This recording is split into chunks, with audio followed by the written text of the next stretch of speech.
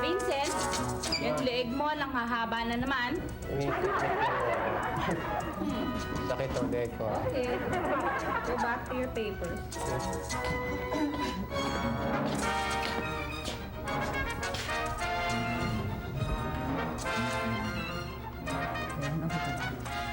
Suma pa rin ang pakiramdam ko eh. Umura na akong Mura ka ng dugo? baka siguro mamayang hapon mag-absent ko na ako. Oo, paano papahinga ka? Tapos mo yung test mo.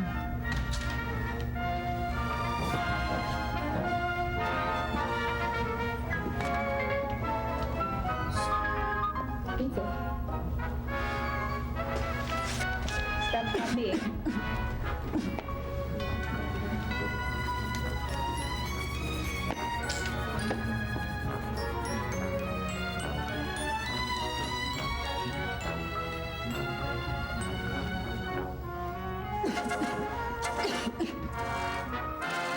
Pahinga ka na, higa na.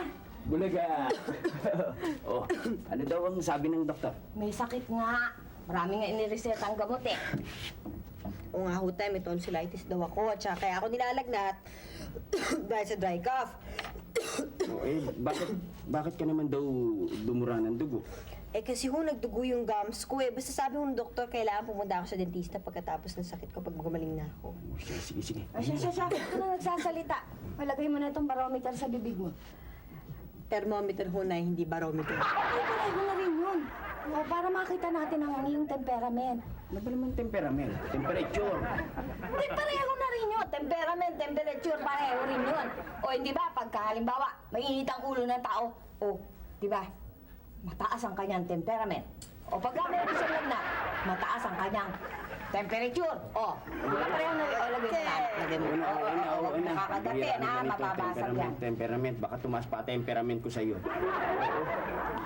Sige, anak. Ikaw huwag na masyadong magkakakanta sa banyo, ha? Dugo yung gums mo, eh. Lagi mo akong sinabi ko na sa'yo, ayoko nang ginagawa akong dahil matalino ako. Ikaw, matalino ka nga. Eh, wala kang makinikita. Mahira ka. Oo, hindi ka nga. Ah, Paano mo naman makukuha yung temperature ng anak mo? Baliktad yung thermometer. Huwag mo gagawin yan! Diyan mo nakikita kung paano, kung mataas ang, gaano kataas dahil pagka pumula yan, mataas ang lagnat ang anak mo. Ganun ba yun? Ngayon ay nasa Bistro Carlo. Ito ang paraan kung paano pagluto ng nilagang mga gamit. Yan. Isang baso, isang kutsari. Dahil ko pa itong nagluluto. Ay, Sandali lang. Tuloy! Tay, mga kaklase kami ni Dayan. Dali kayo. Padalawin mo namin siya. Nakikilala ko nga kayo. Mukhang may mga dala kayo, ah. Rosas ho, para kay Dayan. Get well.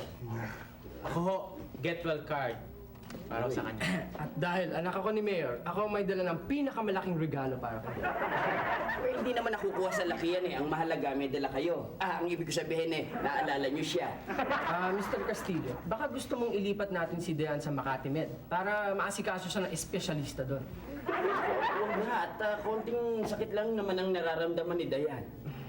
Kayo ho, masalubsob lang ho ako ng konti. Dinadala na ako agad sa ICU. At nagpa-executive check-up na rin ako. Iba naman ang kalagayan ninyo sa buhay kaysa sa amin, eh. Tama na yung dito na lang sa bahay. Sige, pumasok na nga kayo nang makita na kayo ni Dayan. Sige na. Ay, sige. May dadating pa ako, teacher namin. Sige. Yung teacher ko namin dadating pa. Saan ka pupunta? Kay Swell ho ako ni Dayan. Sigurado ka bang kaskwela ni Dayan? Kay Swell ho ako ni Dayan. Boss Rider, Mike. Kaskwela niyo ba ito? Hindi namin kilala eh. Hindi daw, eh. Kay Swell ho ako naman yan. May ID nga ako eh, oh. Isang eskwela lang kami. Ang tingin ko sa'yo, madalas ka nang nababagsak ka. Hindi mo ako bumabaksak na nahinto lang ako sa aking pag-aaral. O eh, bakit? Nakulong ka ba?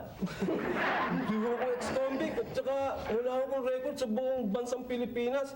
Mabait na tao po ako. Sa katunayan nga ho, may dala pa nga akong big bite para sa inyong anak ko. O, kadayan ba to? Oo, kita yan ho yan. Sinasabi ko na nga. O sige na, pumasok. Kaya nga ho, huwag niyong husgahan ang ugali ng isang tao sa pagtingin ng kanyang mukha. O, eh, magpasensyahan mo na ako. O, sige na. Isa ho ang mukha natin eh. Sinasabi ko na mga sinasabi ko na nga. Buti na lang at asundan kita dito. Eh, sa kanting tong Barquillos na to eh. Dahil masensya na nga kayo, ha? Akala mo makakalusot ka, no? Sige, ho. Sige, ho. Hindi ex-convict, ha?